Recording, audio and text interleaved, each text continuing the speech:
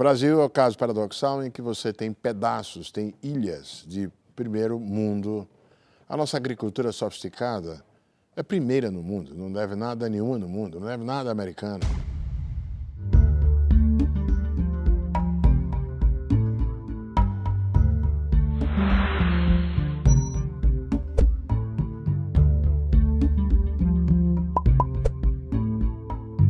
Olá, o Brasil entrevista agora o economista brasileiro Otaviano Canuto, que está há 13 anos nos Estados Unidos, com passagens pelo Fundo Monetário Internacional e atualmente ocupa o cargo de diretor executivo do Banco Mundial, onde também já atuou como vice-presidente. Antes, o professor Canuto teve passagem pelo governo brasileiro e é uma das figuras mais ativas no debate público sobre economia, tanto brasileira quanto mundial. Professor, boa tarde. Obrigada por estar aqui conosco hoje. Boa tarde, é um prazer. Eu queria começar conversando um pouco com o senhor sobre a conjuntura do Brasil, né, que ainda não é nada favorável. Nós estamos em segundo ano de uma recessão bastante severa, mas no início desse ano, particularmente no primeiro semestre, havia um diagnóstico de que a situação talvez começasse a melhorar. Alguns economistas previam que a economia ia pelo menos deixar de piorar no terceiro trimestre desse ano, de repente já ter algum crescimento, ainda que bastante modesto, nos últimos 3 meses de 2016, mas esse cenário não se mostrou verdadeiro, né? Os últimos dados de atividade ainda são bastante ruins e acho que não há sinal ainda de saída da recessão. Minha pergunta para o senhor é a seguinte: houve um excesso de otimismo ou, de fato, houve uma reversão no que parecia ser uma tendência de melhoria da economia? Eu creio que tem mais a ver com os desdobramentos da crise política do que qualquer outro motivo. Porque aquilo que o mercado anteviu, já no primeiro momento em que houve a mudança do governo, em que se anunciou uma nova política econômica, e esse anúncio foi tomado como crível, e de fato, desde então, a agenda de reformas tem sido perseguida, o governo também já apresentou a proposta de reforma previdenciária. Então, o que se imaginava era que aquilo que os mercados financeiros expressaram, que foi um ganho de confiança muito grande, uma queda nos juros de longo prazo, uma queda no prêmio de risco do país, se transmitiria aos gastos com investimentos corporativos. Essa transmissão está acontecendo mais lentamente do que se imaginava. Quero crer que tem a ver um pouco com as dúvidas do trânsito político.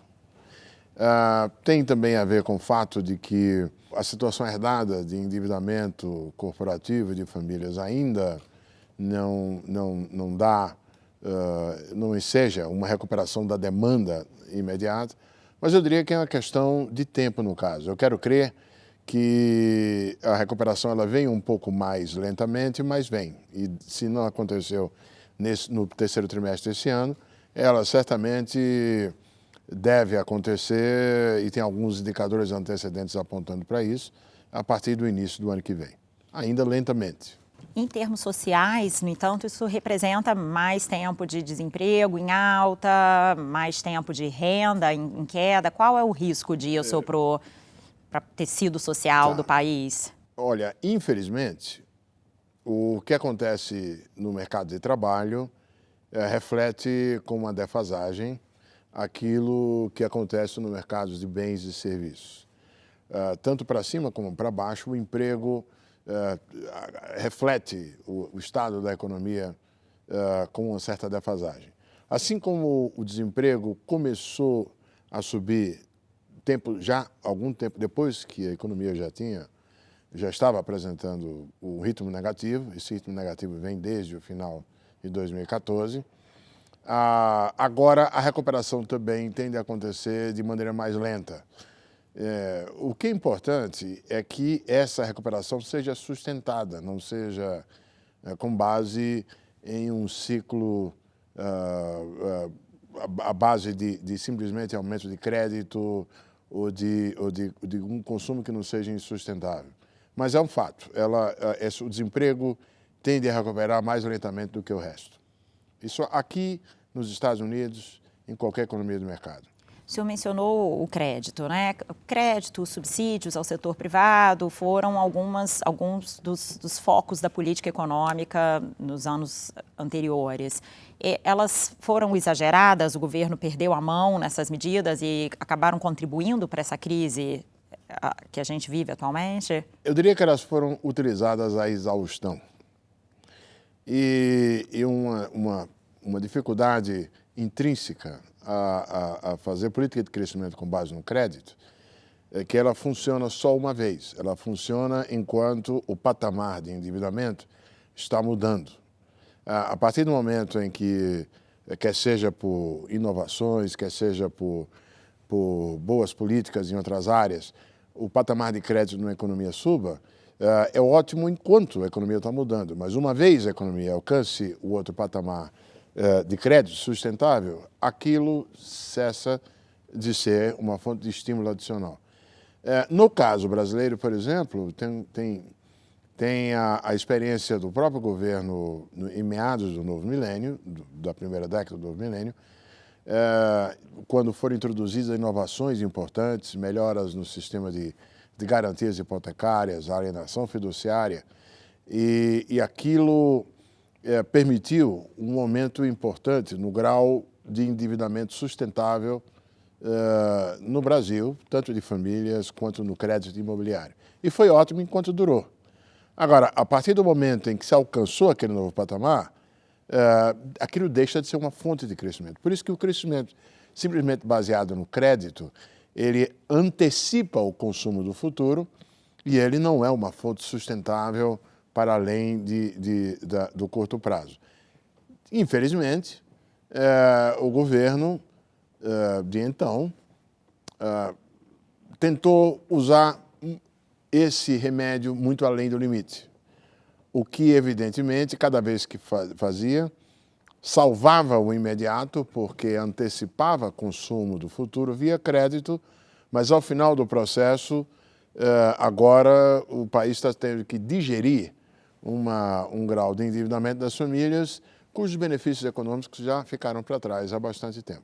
Vai ser difícil, então, sair da crise pela via do consumo privado, né? Qual é o investimento solução? Privado. Investimento. É o próprio investimento privado. É a confiança e a redução eventual que vai vir de juros, tornando viáveis, do ponto de vista do cálculo empresarial, assumir riscos e fazer investimentos. Essa que é a grande saída do buraco em que a economia brasileira está. Agora, o Banco Central já sinalizou que para continuar reduzindo juros, é importante que haja uma contrapartida fiscal. O governo vem tentando aprovar medidas para, por exemplo, conter o crescimento do gasto público. Alguns críticos dizem que essa solução, num momento em que você está em recessão, pode acabar sendo pior, porque você pode deprimir ainda mais a atividade econômica. Esse é um diagnóstico equivocado? O que a experiência de outros países, como os europeus, que passaram por dilemas parecidos, né, recentemente, mostra? É equivocada essa análise porque, na verdade, o aperto fiscal contido na emenda da PEC do teto, na verdade, é a médio prazo, não é agora. Pelo fato de que a inflação está ainda se movendo para um patamar menor, em nível absoluto, em termos reais, o gasto público pode, inclusive, aumentar durante 2017, porque ele vai ser reajustado a uma taxa que é maior do que a inflação, que deverá estar vigorando no ano que vem. Então, o teto começa a apertar em algum momento mais adiante. Segundo, no caso da Europa, se reconhece que a austeridade aplicada num contexto em que a região como um todo da zona do euro tinha capacidade fiscal para responder de maneira melhor, foi um erro de política.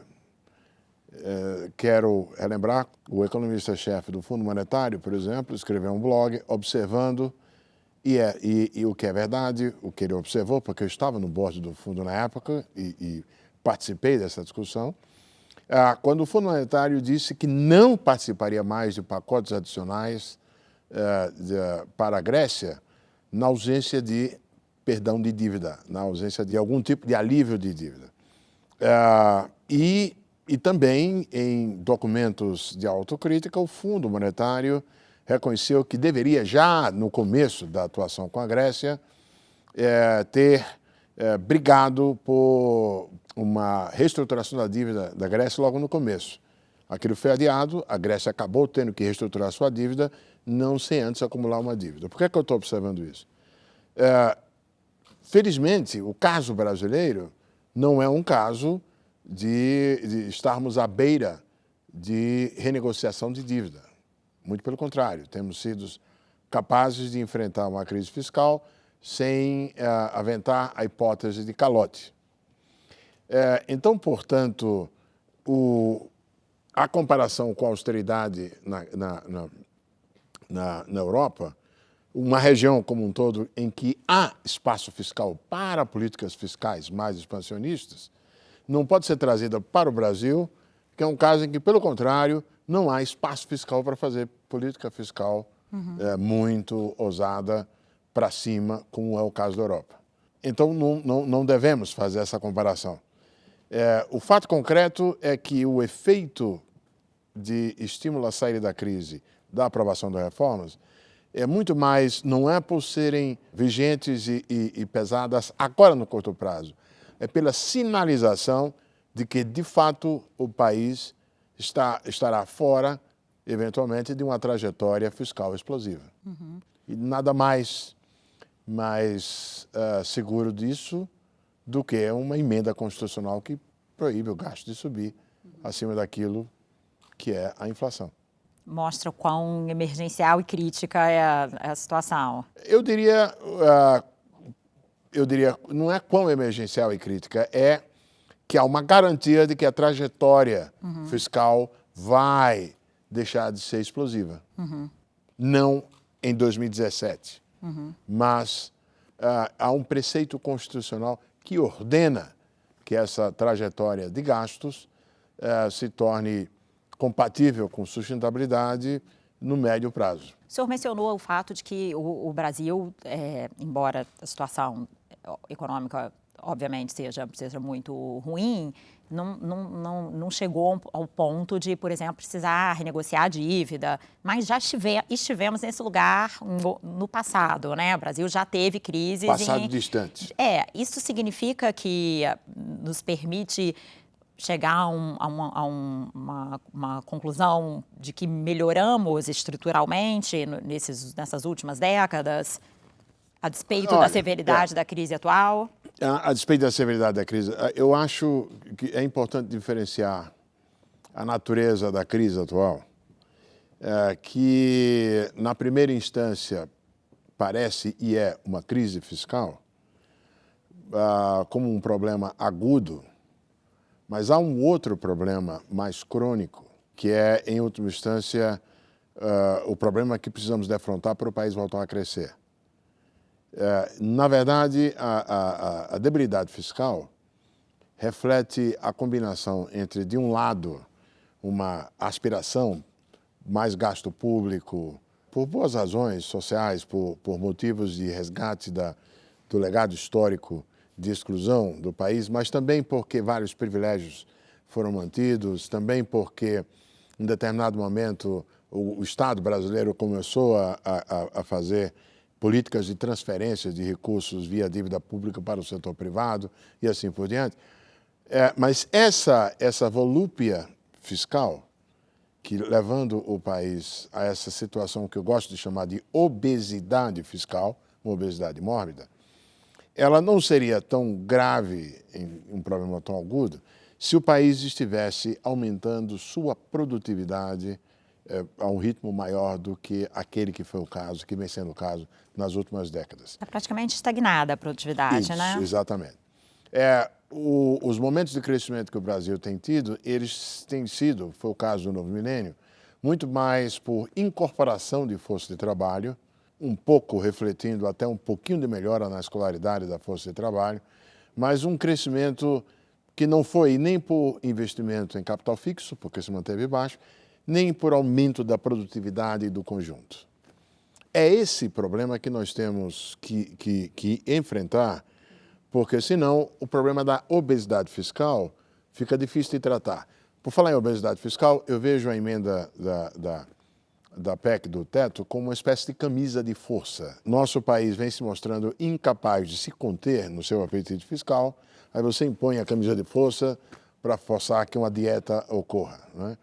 Agora, no caso da produtividade, tem algo que é tão óbvio que tem que ser já tomado de barato, que é a necessidade de melhorar a qualidade da educação da nossa força do trabalho, mas principalmente o nosso ambiente de negócios. O nosso ambiente de negócios, as regras, a estrutura, o ambiente em que as empresas operam no Brasil, ele é tão ruim que ele leva a gastos, a desperdícios de talento, de mão de obra e de recursos materiais, fazendo coisas que não agregam valor nenhum. Isso tem sido uma taxa, uma forma de desperdício no Brasil que cobra um preço da produtividade.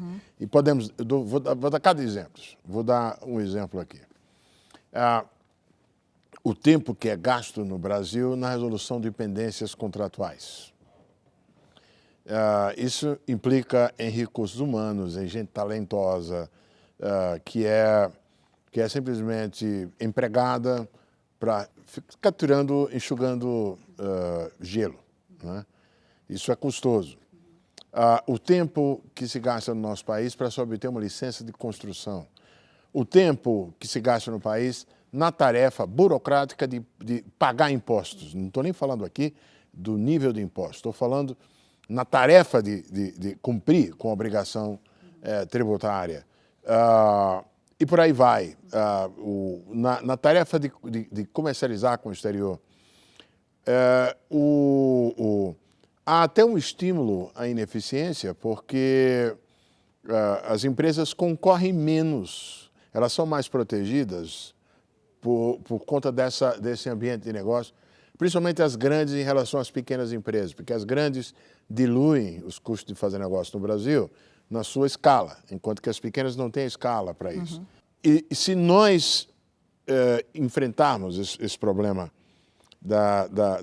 do péssimo ambiente de negócio, se elimina várias fontes de desperdício, a gente pode ter o talento de pessoas sendo direcionado para coisas mais produtivas. Jabuti não nasce em árvore, né? Então, se o jabuti está lá, não é por acaso. É claro que isso reflete um problema de governança no nosso país. Reflete um problema de que, em vários contextos, essas dificuldades são criadas para que facilidades sejam vendidas.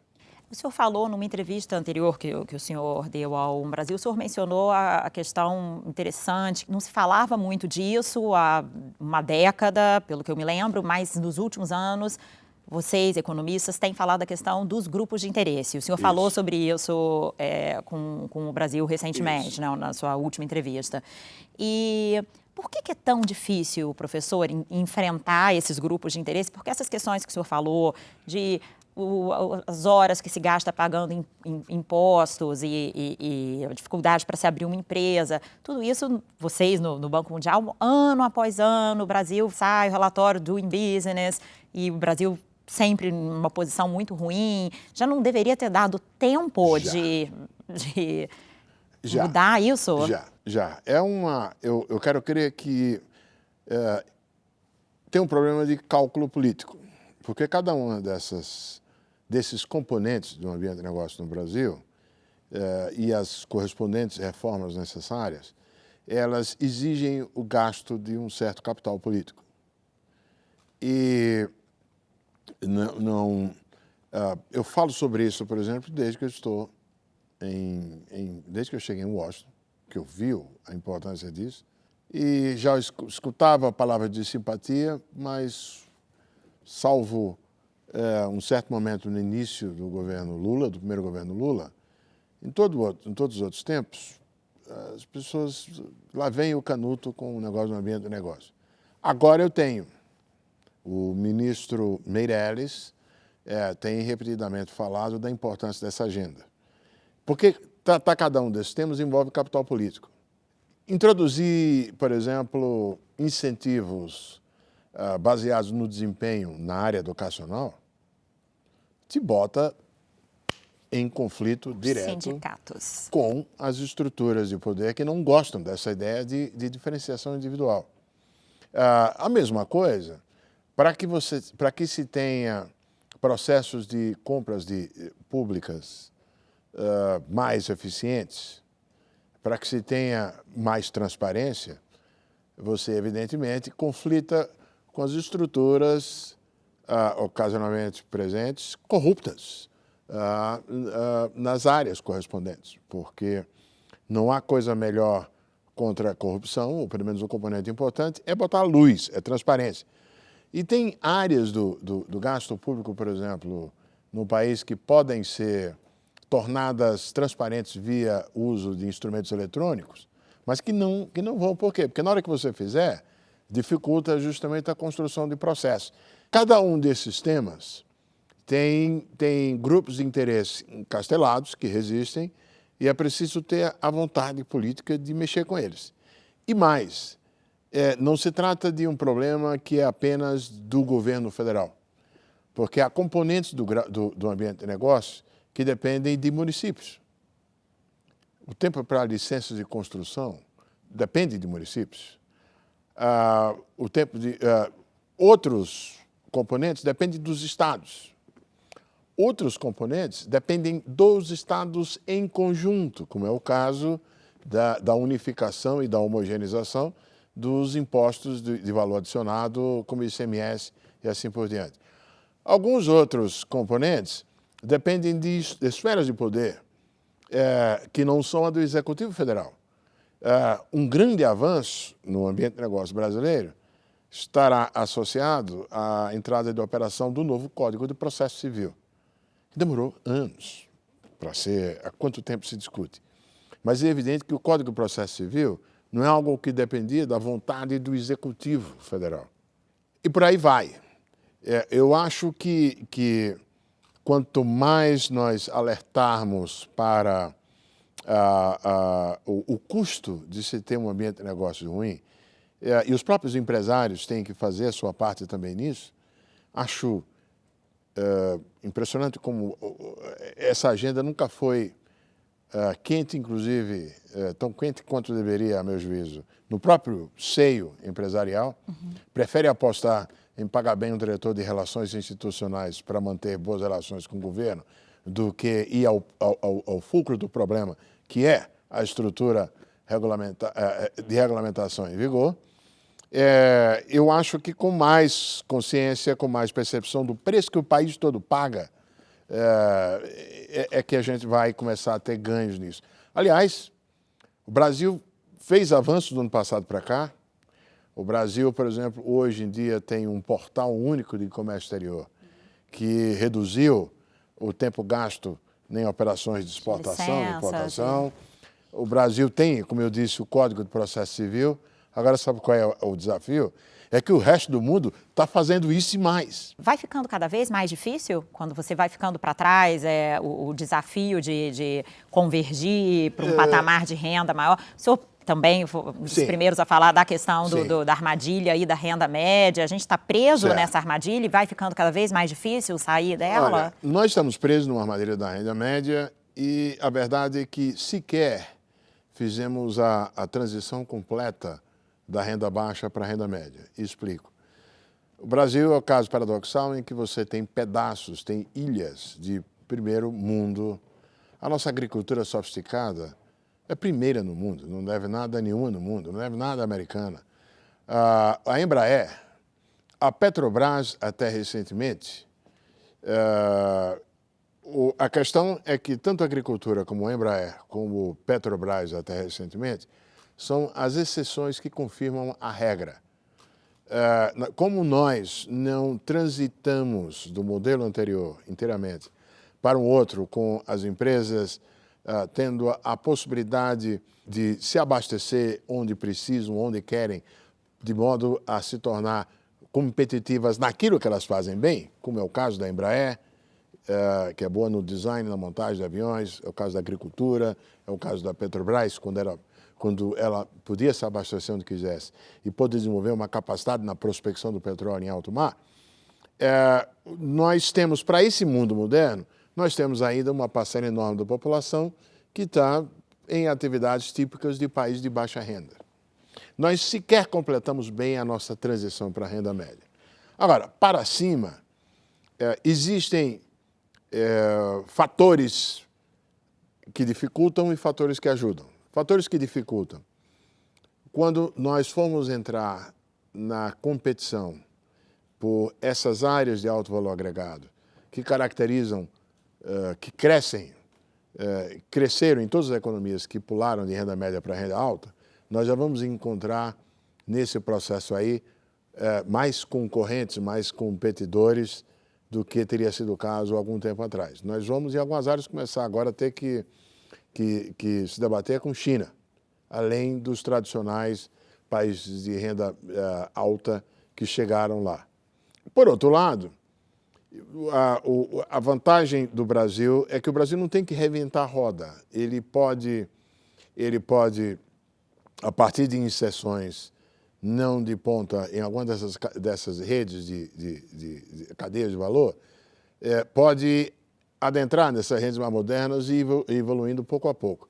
Além disso, o Brasil pode e deve, a meu juízo, desenvolver cadeias globais de valor a partir da nossa riqueza de recursos naturais. Ser rico em recursos naturais não é igual a ser pobre de um ponto de vista de domínio de tecnologia e de geração de empregos qualificados. Aliás, a agricultura sofisticada brasileira, ela é tudo menos agricultura, exclusivamente.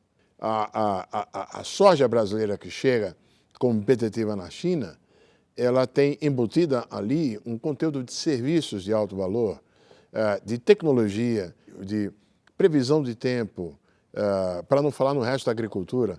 Tem um conteúdo tecnológico embutido ali e o mesmo se aplica aos serviços de extração de petróleo e o mesmo se aplica a toda e qualquer atividade próxima de recursos naturais que o país pode desenvolver.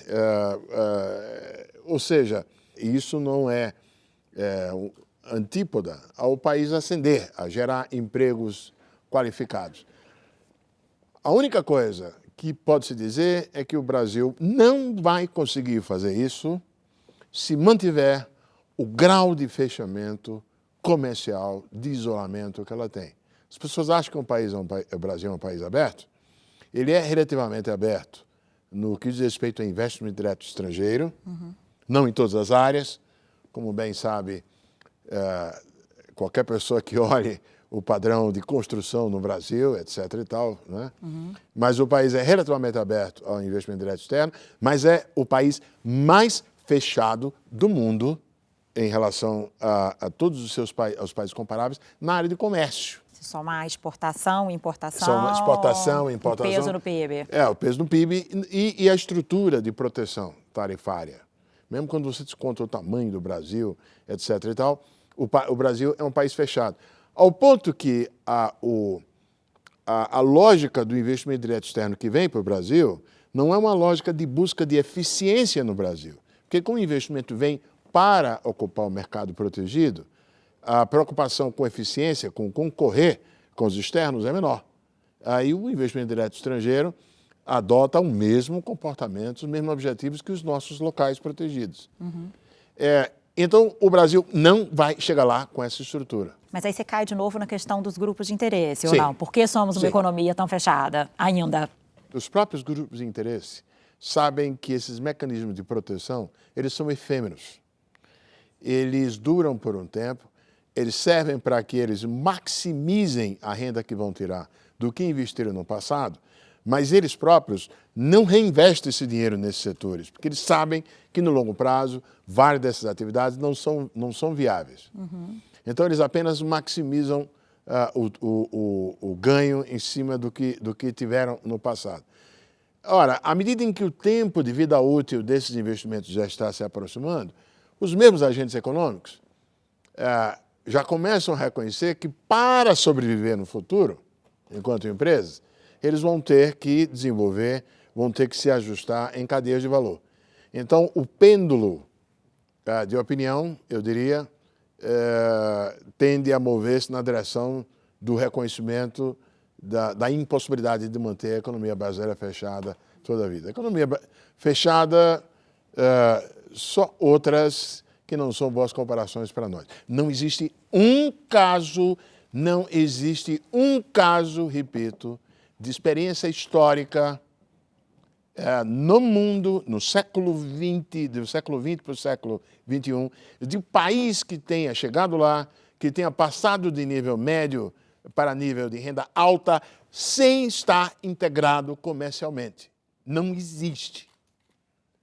Para acabar de vez com essa resistência, às vezes, muito mais ideológica ou interessada contra o que é inevitável, é que o Brasil se engajar mais comercialmente com o resto do mundo de uma maneira mais plena do que o que nós temos assistido. O senhor vê uma mudança de mentalidade nesse sentido? Assim, onde a gente, e caso veja, onde é possível identificar isso? Eu vejo nas vozes de empresários brasileiros, empresários industriais brasileiros. Vejo no discursos, na pauta argumentada pelas instituições que representam interesses industriais brasileiros. Ainda não chegamos lá. Ainda prevalece aquela tentação de abrir dos outros e não abrir o meu, mas eu vejo uma mudança. Certamente nós não estamos no mesmo lugar onde estávamos nos anos 90. Até porque é impressionante. Veja, o que é que aconteceu quando o governo anterior utilizou velhos métodos de introdução de conteúdo local, velhos métodos de aumentar a proteção tarifária, casando isso com isenções tributárias. Não houve investimento. Os beneficiários utilizaram os recursos para pagar dívidas, para melhorar a situação de caixa, mas não investiram. E não investiram por quê? Porque eles sabem que nas condições vigentes, investir seria... Quem vai investir num projeto que sabe que vai dar prejuízo? Então, o resultado do voluntarismo do setor público foi unicamente deterioração fiscal, sem ter em contrapartida aumento de investimentos privados.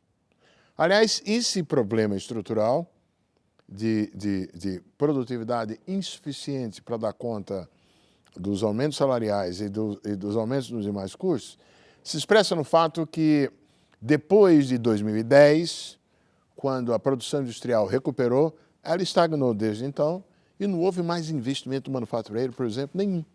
Só não vê quem não quer. Agora, professor, a questão retomando um pouco o que o senhor falou, da produtividade está estagnada e o senhor mencionou a questão da educação.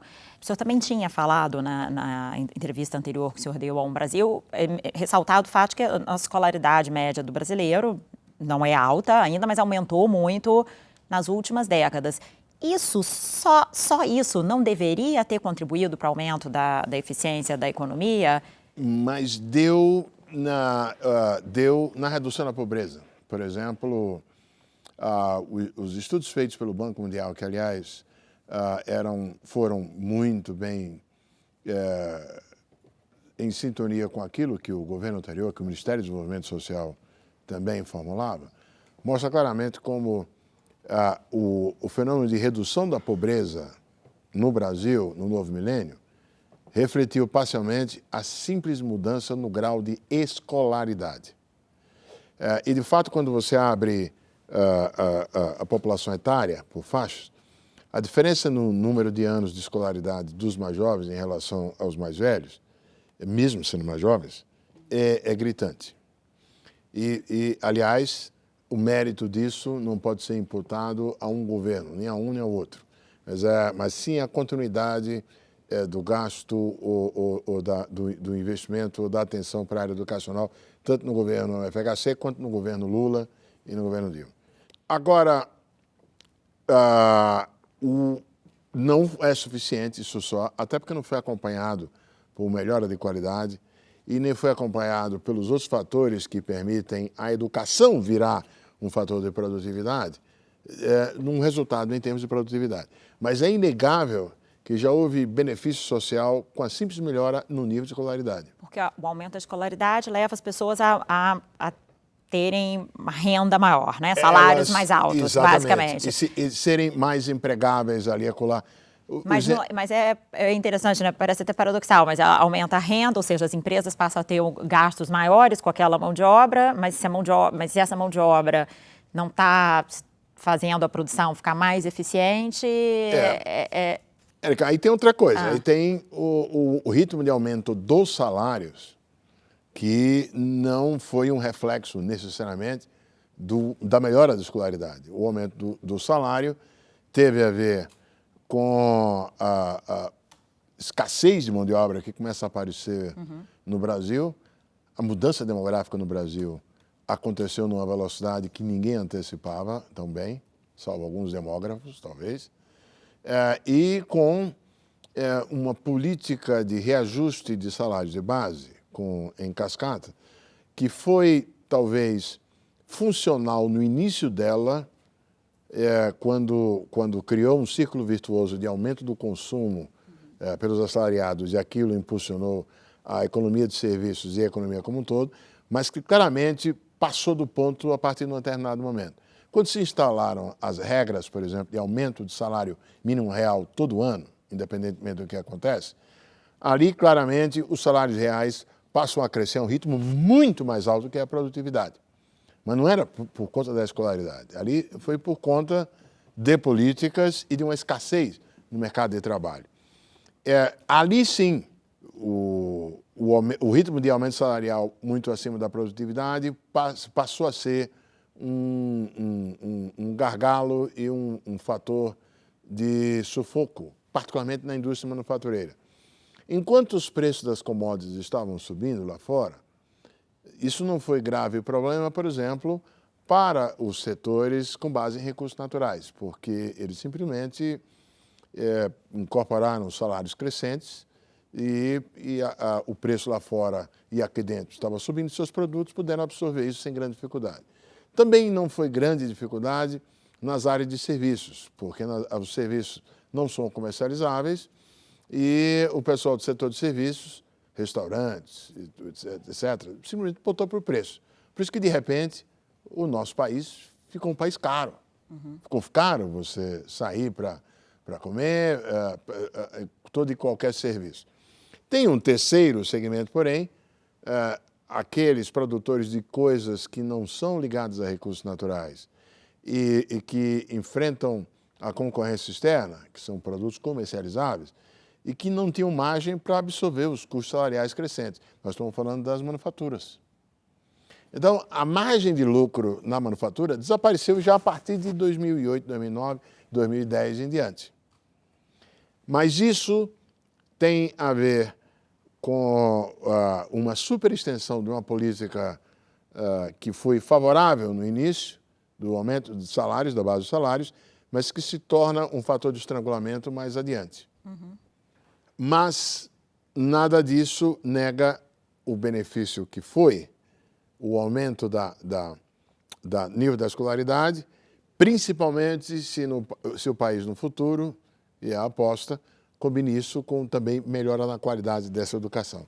E tem um nexo entre a educação e a baixa produtividade, que é explicado pelo ambiente de negócios. Me perdoe voltar ao ambiente de negócios. Mas, por exemplo, o Brasil é o país onde as empresas menos gastam com treinamento de sua mão de obra, numa amostra comparativa de outras economias emergentes. Mas isso não é porque o empresário brasileiro é mau. É porque o empresário brasileiro corre o risco de, se ele fizer isso, Perder o... no outro dia, pior que isso, no outro dia ele recebe uma multa, porque ele estaria pagando salários disfarçados de treinamento de mão de obra. Isso é um fato concreto, os empresários, vários no Brasil, já passaram por isso. Então, Então ele questão prefere... da legislação obsoleta do mercado de trabalho. Voltamos justamente ao ambiente de negócio. Então, enquanto nós não tivermos essa modernização, a melhora no ambiente de negócio, os startups, a emergência de novas empresas, a transformação de empresas que são micro em pequenas, depois em médias, será atravancado. E, portanto, um dos grandes benefícios que é ter uma força de trabalho educada, que é ser empregada nessas atividades de risco, não vai acontecer, não vai se materializar. Agora, a gente tem uma certa pressa, né? Porque o senhor mencionou o bônus demográfico, Isso. Né, que está chegando perto do fim, a gente está mais próximo do fim do bônus demográfico. A gente está correndo risco de desperdiçar esse bônus? Em certa medida, nós já dispersamos parte desse bônus. Porque não fizemos as reformas de ambiente de negócios, infraestrutura. Me permite introduzir também aqui a questão da infraestrutura, que é da mesma natureza, tem relação. A infraestrutura é também uma fonte de desperdícios e de imposição de perdas para o setor privado. O famoso dito pelo pessoal da área agrícola, que reclama que frequentemente os custos de desperdícios, no caso do Brasil, estão fora do portão da fazenda. O que é verdade. As estimativas do Banco Mundial são de que o Brasil precisa, cada ano, gastar pelo menos 3% do PIB em infraestrutura só para manter o que a gente tiver. Não gastamos isso, né? Não gastamos isso. 1,5%? Desde 2000, a média tem sido 2,5%. Ou seja, de 2000 para cá, a gente está consumindo uma infraestrutura que já não era uma grande coisa, que já vinha atravessado 2 décadas anteriores com baixo investimento. E essa carência, essa ausência de investimentos em infraestrutura, acaba levando a desperdícios. Que é um desperdício maior do que o tempo que se gasta na mobilidade urbana aqui em São Paulo. Quer dizer, o número de homens-hora que são gastos com transporte. A produção agrícola, que é desperdiçada porque não existem condições de armazenamento e de transporte em tempo e assim por diante. A produtividade que é perdida por conta da ausência de uma estrutura de telecomunicações, com investimento em telecomunicações suficiente para... Deixa eu dizer uma coisa para você. Eu ando por função do meu trabalho, lugares com renda per capita bem mais baixa que o Brasil, na Ásia, e é muito mais fácil eu me conectar lá. Eu tenho menos problemas de conexão de rede do que aqui no Brasil. É impressionante, é um absurdo. E essa baixa conectividade implica em desperdícios de tempo com tarefas que podem ser feitas por via eletrônica e assim por diante.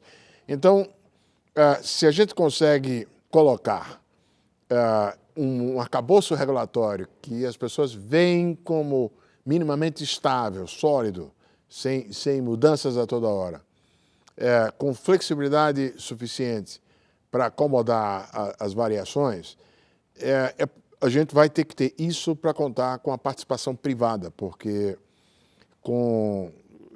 se fizer uma análise da cadeia de cada um desses serviços de infraestrutura, a gente vai ver que tem segmentos, tem áreas onde o setor público faz melhor, tem outras em que o setor privado é melhor gestor dos riscos, é melhor gestor da operação, e é preciso que, depois de uma sintonia fina estabelecida para isso, se abra para o setor privado, porque vai ser o único jeito da gente recuperar investimentos em infraestrutura e ter a operação dessa infraestrutura de uma maneira menos ineficiente. O ganho de produtividade no país, voltando àquele problema da anemia, que é o básico no nosso caso, nós vamos precisar disso. Essa é a combinação de um ambiente de negócio adequado, com uma infraestrutura física, com educação de qualidade, que vai permitir a emergência de novas empresas, que vai permitir mais competição no setor privado, que vai permitir o aumento de eficiência geral na economia brasileira pelo aumento de produtividade. Eu vou concluir fazendo uma pergunta, me perdoe, com viés um pouco pessimista, mas fazendo um balanço aqui de alguns pontos que o senhor mencionou. O senhor falou que a gente está consumindo infraestrutura, né? Porque não está conseguindo nem investir o suficiente para poder manter a qualidade baixa do que a gente já tem. Que, de certa forma, estamos desperdiçando o nosso bônus demográfico, ou seja, a gente vai perder a força que o crescimento poderia ter com a simples incorporação de pessoas jovens no mercado de trabalho. E o senhor também ressaltou o fato de que outros países estão avançando mais rapidamente, que a gente pode até estar melhorando, mas não adianta só melhorar, você tem que melhorar em termos relativos para poder competir com outros países. Somando tudo isso, se essas reformas não forem implementadas rapidamente, assim, corremos o risco de não só não avançar para um patamar de renda alta, como de nos tornarmos um país de renda mais baixa em comparação com outros países, daqui a 10, 20 anos? Risco, sim. Ao mesmo tempo, a nossa base de recursos naturais, ela é uma bênção, desde que acompanhada, desde que governada, desde que administrada de uma maneira que não seja malévola. Nós tivemos uma experiência recente em que a nossa base de recursos naturais foi mais maldição do que bênção, que é quando o nosso entusiasmo, a nossa euforia com a descoberta do pré-sal acabou nos levando à construção de passivos muito acima do que foi, na prática, o valor acrescentado pela descoberta de novos recursos naturais. Por outro lado, historicamente, o Brasil tem um nível de renda per capita mais alto do que o que seria aquele previsível por gastos em tecnologia e por educação da mão de obra. E isso se explica pela base de recursos naturais. Ou seja, não fosse pela bondade da mãe natureza conosco, estaríamos perdidos. Estaríamos perdidos, porque do ponto de vista de educação e do ponto de vista de outros atributos de investimento, de acumulação física de capital, nós não fizemos o dever de casa. Então, essa base de recursos naturais continua nos dando essa vantagem e temos lições que aprendemos recentemente dos ganhos que o país pode ter. O fato de não termos completado várias tarefas da primeira transição nos dá esse colchão, essa guarda de ganhos agora no futuro próximo. E eu vou exemplificar pelo seguinte. A produtividade média no país, a produtividade do Brasil, sofre um custo enorme derivado da exclusão histórica de uma parcela grande da população. Enquanto uma parte do Brasil transitou, inclusive, como eu mencionei, algumas partes, algumas ilhas chegaram a níveis de renda alta, segmentos que poderiam sobreviver, inclusive em qualquer país avançado, um Brasil primeiro mundo, se quiser, a velha Bélgica.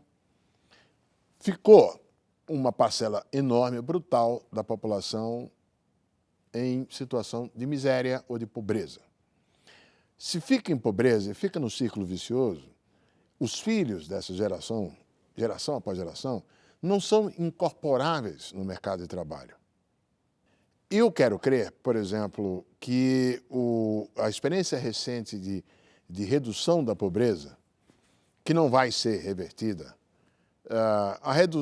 os próprios programas sociais como o Bolsa Família, que estão induzindo a uma melhora nos níveis de escolaridade dos filhos, dos receptores e das condições de saúde, eles vão dar o efeito transformativo do que aconteceu no Brasil no novo milênio, não vai ser sentido agora, ele vai ser sentido daqui a 10, 15 anos, quando essa geração chegar para valer no mercado de trabalho. Vai ter mais saúde, vai ter mais educação. E com isso, eles podem ser mais facilmente incorporados no mercado de trabalho, podem mais facilmente, se melhorarmos o ambiente de trabalho, se melhorarmos o ambiente de negócio, eles podem se engajar de uma maneira mais produtiva e a produtividade média do país sobe brutalmente. Nosso país paga um preço pela cegueira das nossas elites, historicamente, que nunca priorizaram educar a massa ignara. Ao contrário do que aconteceu em todos os casos de sucesso na transição para cima. Coreia, Japão, Singapura, agora a China está indo nesse caminho. Então, nós pagamos um preço hoje da péssima qualidade do tratamento que as nossas elites deram ao pessoal debaixo da pirâmide no passado. Isso mudou. O gênio saiu da garrafa e você não... o nível de aspiração no nosso país hoje, até porque se viu que é possível, é tal que você não vai conseguir regredir essa parte do país. E em sendo assim, nós temos uma fonte de produtividade aí a ser ganha pura e simplesmente por esse, finalmente, confronto com o nosso legado histórico de exclusão. Agora... O senhor é otimista, então? Eu sou otimista. Eu sou otimista por essa transformação e também pelo fato de que, mesmo que a gente não consiga concorrer em pé de igualdade em alguns segmentos com os lá fora, qualquer ganho aqui dentro é aumento de produtividade em termos absolutos dentro do país. Vai tornar mais compatível, aumentar o padrão de vida de trabalhadores brasileiros, da população brasileira, sem entrar em conflito com a produtividade. Ótimo. Muito obrigada. Boa tarde. Obrigado por você.